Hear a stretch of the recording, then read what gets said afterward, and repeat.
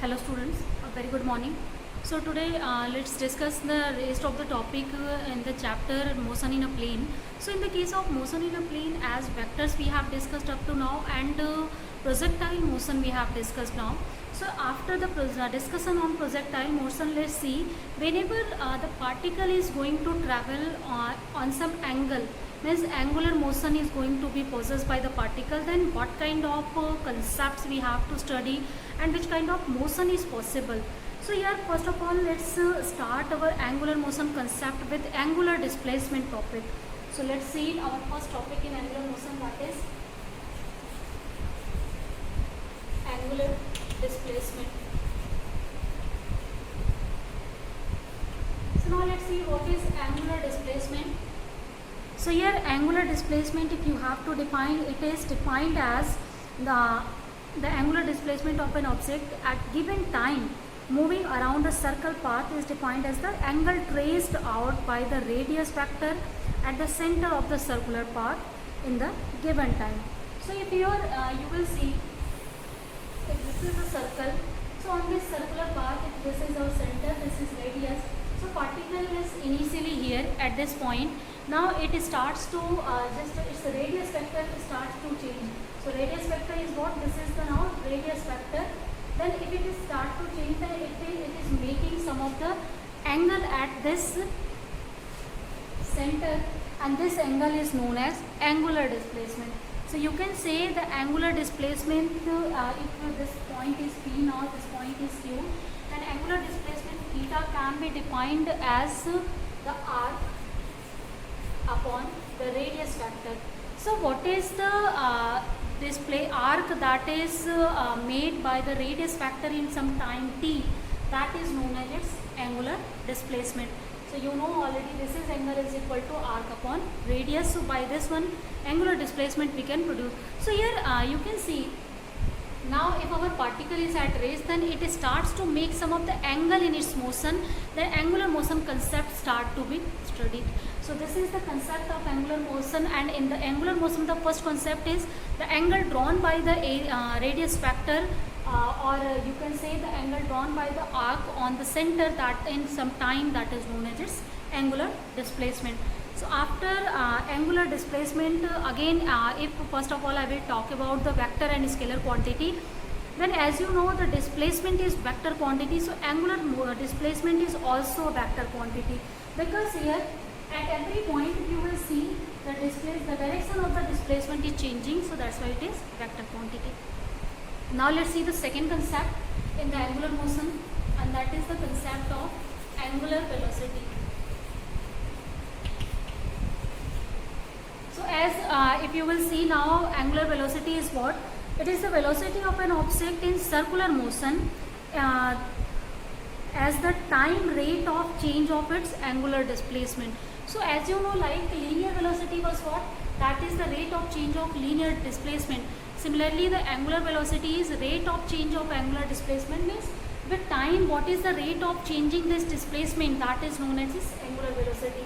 So angular velocity is given by the quantity omega, and it is given by the angle traced and upon time taken. So if you will use the format, then this is given by d theta by dt. This instantaneous angular velocity, if you have to find out the rate of change of displacement per unit time. So this is now our angular velocity.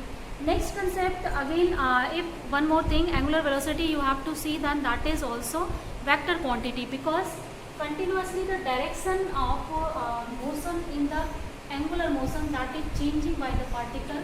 So due to change in its direction over the circular path, its angular velocity will always change, whether it has a constant magnitude or not. Like for example, we have the concept of the rotation of sun round the earth. So if sun is rotating round the earth on circular path, then you know the velocity of rotation of earth is constant. That means angular velocity, its magnitude is constant, but as continuously the direction is changing and due to which it is moving on the circle, that's why it is now the vector quantity. So you know in vector quantity we need direction plus magnitude, so whatever is changing due to that one, it will have the vector notation. Now let's see the relation between linear velocity and angular velocity. So how can we relate angular velocity and linear velocity? So here for this relationship, first of all, again we will use the same figure. So on this figure, if this is now our point P, this is Q, and displacement of this one we can write just understand by this one concept. If r is the radius vector, theta is the angle drawn here, and suppose if p theta is angle drawn, and in some time t, this radius vector that becomes now r plus dr, and this is now the distance dr. So you know from vector algebra, if this is r, if it dr, then this should be r plus dr in vector format. That should be, and if it is changing its displacement d theta in dt time. So let's write down first of all the value of you can say the velocity with which it will move on the circle. Then here on the circle you will see there is two types of motion. First is angular motion, second is linear motion. So angular motion you can understand, that is the angle drawn at center that is continuously changing with time. But here you can see the particle is moving along this path, then that time it is also covering some of the distance on this circular path, and if this distance is linear distance. So for the change in linear displacement or distance, that is equal to linear velocity.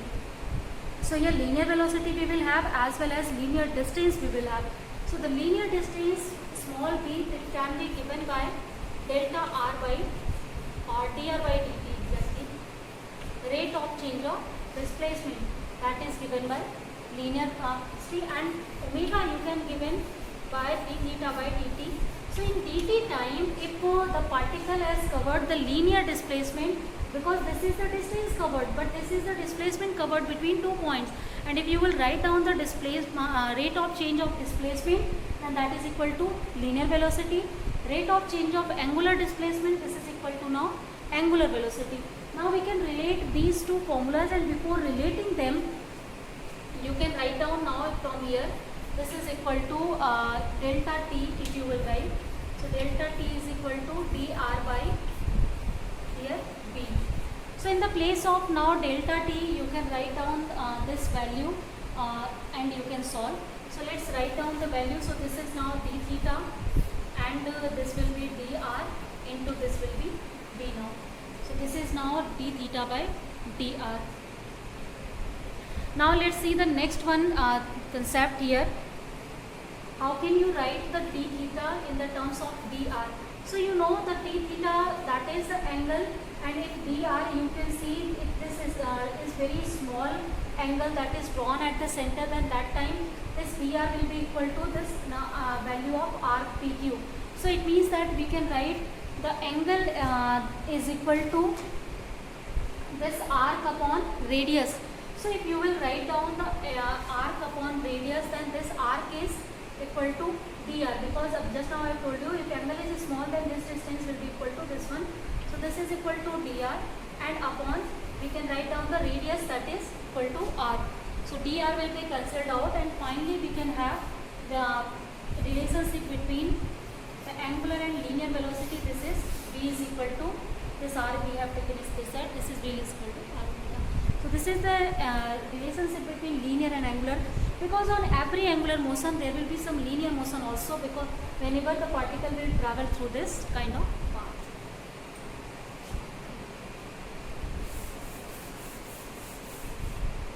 Now let's see the next concept after angular velocity and displacement.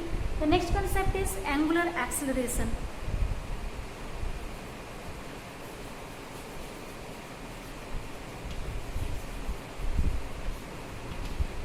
So what is now angular acceleration? So first of all, if definition you will see that angular acceleration of an object in circular motion. Here one more thing, I am only talking about the circular motion. Just now I am not talking about the rotational motion. And for circular motion we know we are taking the assumption of mass of the body as the point mass. So if a point mass is moving on the circle, then which kind of motion and what are the quantities that we have needed to specify it, we are studying that one. So in the case of angular motion, just now as the definition is that as the time rate of change of its angular velocity. So like linear acceleration was what? That was rate of change of linear velocity. Similarly, angular acceleration is what? Rate of change of angular velocity. So it means that you can write down angular acceleration, and this is denoted by alpha. This is equal to rate of change with respect to time after this angular velocity. So you can write down it by d omega by dt. This is now angular velocity. Now you can also deduct the relationship between linear acceleration and angular acceleration. So let's see now the linear acceleration. So as linear acceleration is given by a is equal to dv by dt, rate of change of linear velocity. And now as just now we have calculated a relationship between linear velocity and angular velocity, v is equal to r omega. So you can now, as r is the radius vector, this is constant, so we can take r as outside. So this is ddt of omega now, and ddt of omega is what? This is alpha. So it means that the a will be equal to r alpha. So this is the relationship between angular acceleration and linear acceleration, through which you can relate these quantities.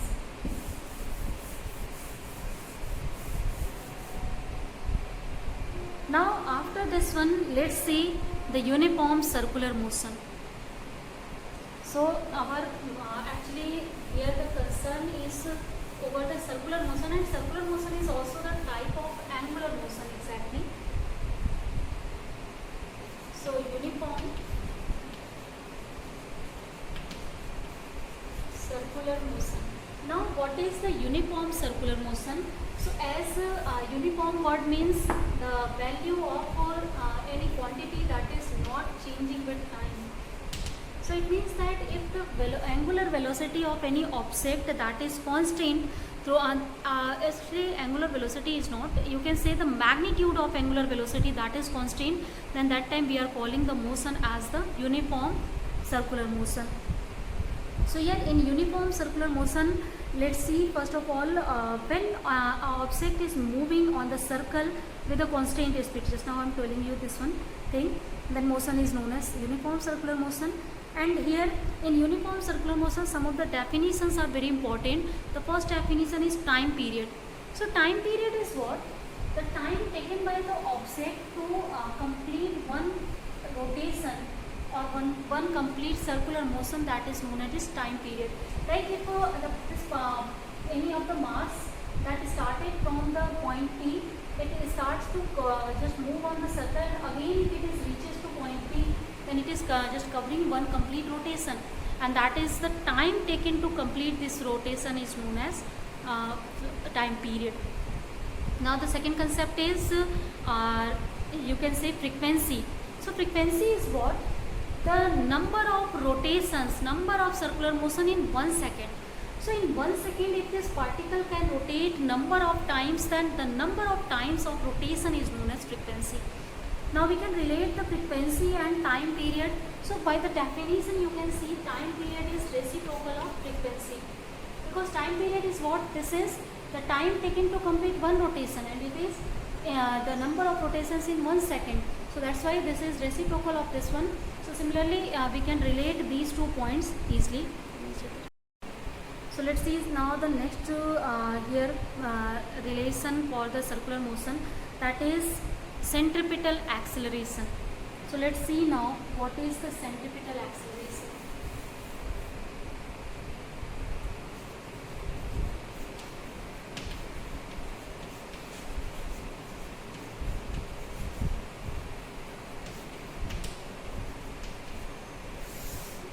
Now centripetal acceleration is what? You know, whenever any of the object that is moving on any circle, then that time to move on the circle continuously, its direction is changing. So while the particle is only moving on this circle, it cannot go beyond the circle while direction is changing. So for this one always there is a force that is acting towards its center. So this is the force that just bind the particle to move over this circular circle, then that is the force, that force is known as centripetal force, and with which acceleration this force is working, that is known as centripetal acceleration. So in one word, as you can say, acceleration acting on the offset undergoing a uniform circular motion is known as centripetal acceleration. So just now I am telling you, whenever the particle starts to move on any circle, then that time always a force that is acting towards its center. Means the radius vector, if you will see its direction, and its direction is always towards the center of the circle. So that particle is bound to move on this one under this force, and that force is known as centripetal force. And the force, as you know, this is defined as mass into acceleration. So the acceleration with which this force is working, that is called centripetal acceleration. Now if we have to just express the centripetal acceleration, then centripetal acceleration we can express first of all as one of the things is acceleration is defined as, if angular velocity is omega, then the rate of change of angular velocity will define us for the circular acceleration. Now again, next one, let's see. So now to understand the centripetal acceleration, let me just make this figure again. So if we will draw this figure now again, then if this is our circular motion, some of the object that has been started is motion now. So if it is at point P, this is its center O, and now if you will see the radius vector, then this is the radius vector of this one. So suppose in some time it is just covering the point or it is reaching to the point Q, and in that time it is making some of the angle delta theta on this center, and also it is changing its velocity, then means its direction is changing, and if you will see the magnitude of velocity, so that is suppose vector B. Because here we are talking for the uniform circular motion, then that's why I have taken the uniform magnitude for the velocities. Now we can make this diagram in some different way, and to make that different way we can just choose now. Suppose this is our point P, and now our point, this is suppose point A, this is point B. So exactly PA is what? PA is representing the velocity vector at this time, and this QB is representing velocity vector at this point. Now we can just make our whole of the diagram in some different direction or different way. So if this is our point P, this is our point A, and now due to the change in this one, it is making the angle now delta theta on this center. Then that time, if this is our point P, so this is P, this is A, this is B. Now we are taking these 3 points. So if this point will tell us about the displacement, and this point from P to this P, it is telling us how the direction is changing with respect to the initial point. So here this figure is, I think, clear. So in this figure we can write down our the value of delta theta. So the value of delta theta, you know, that is given by this AB upon the value of radius vector. So radius vector is what? This is PA. So AB, now the value of AB is what? So if this is suppose the here with v1 velocity it is moving, for example, let's take this velocity is v1, here the velocity vector is v2, and the magnitude of both is same, that is this one, but due to the change in direction, the vector quantity will be changed. So here the vector is v1, here the vector is v2, only the magnitude of these vectors are now same. So you can represent it by v1 or v2, and obviously this will be the difference of these two, because this is showing us the change in velocity.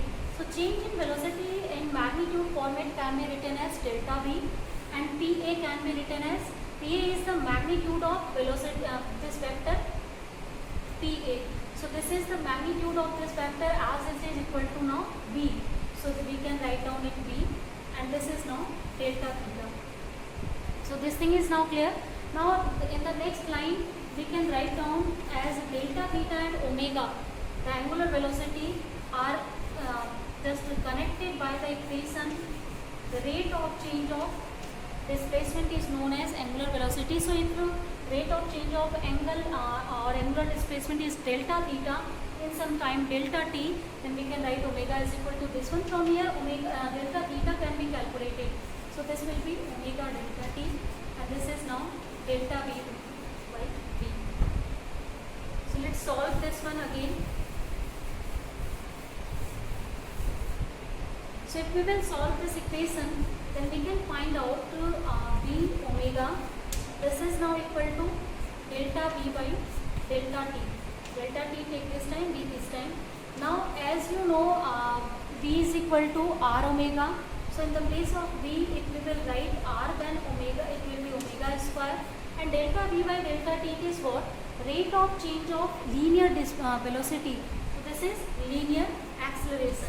So this linear acceleration is known as centripetal acceleration. So centripetal acceleration is exactly with acceleration with which the quantity is moving on this circle. So on this circle it is doing the linear motion. That's why we are calling the centripetal acceleration as the linear acceleration. So this can be calculated by this one, or in the place of omega you can write v by r. So this value is obtained as v square by r in the linear terms. So both of the equations are for the centripetal now acceleration. So here one question based on this topic is a stone tied to the end of a string 2 meter long is whirled in a horizontal circle with a constant speed. So if the stone makes 10 revolution in 20 seconds, then calculate the magnitude and direction of acceleration. So first let's see what is given in our question. So in our question, first thing is given a string that is of 2 meter long. So if a string is of 2 meter long, then it means that, and we are just rotating the spring.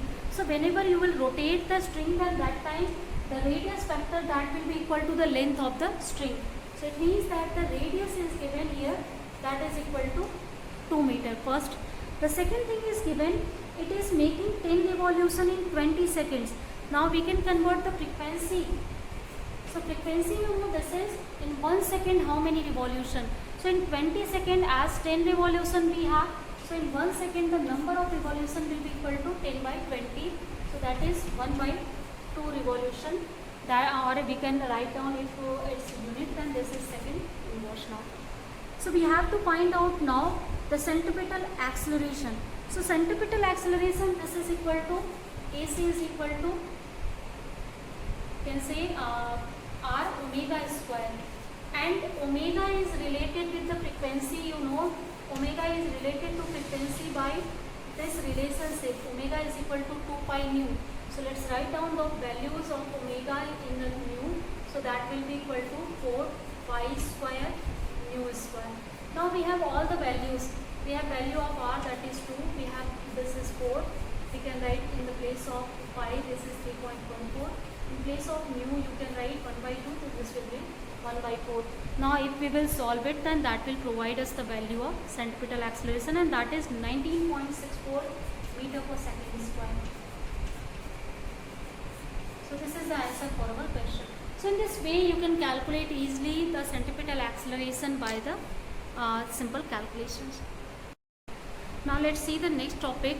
So next topic is in circular motion. If you will see, then particle is undergoing under two types of acceleration. So let's see how many types of accelerations are there in circular motion. So the first type of acceleration you have understood, that is the centripetal acceleration. So the first acceleration, that is centripetal acceleration, that has value v square by r, or also you can write r omega square. The second type of acceleration is called tangential acceleration. So tangential acceleration, when we are observing this one, so this is acting whenever we are having some of the angular acceleration. So as this acceleration we have obtained due to the linear motion over the circle, but as one more type of motion is going on in the circle, that is angular motion. This angle is continuously changing, and due to the change of angle, continuous change of angle, we have angular velocity, and the rate of change of angular velocity is angular acceleration. So that angular acceleration, as you know, that is defined as alpha, and due to that angular acceleration, a tangential component of acceleration is obtained. This is equal to r alpha. So this is our two types of acceleration that is working in any circular motion. First is centripetal acceleration, and this centripetal acceleration has always direction towards the center of the circle, and tangential acceleration, it is acting along the tangent. So here you will see this is circular motion, and one type of acceleration, this has direction inward, this is centripetal acceleration, and one type of acceleration due to which the particle is moving on the circle is continuously, it is changing the angle, that is along the tangent of circle. So this is the direction of AT. So there are always two types of acceleration that are working in circle, that is centripetal as well as tangential acceleration. So students, about the circular motion and angular motion, the basic concept is now clear. So in next class, let's see some of the numerical problem based on this one. So as about circular motion, is acceleration, velocity, all the topics we have discussed. So with this topic, our motion in the plane, that chapter is now ended. So in next class we will see for some of the numericals. After that we will end our chapter. So let's end our class here for today. Thank you.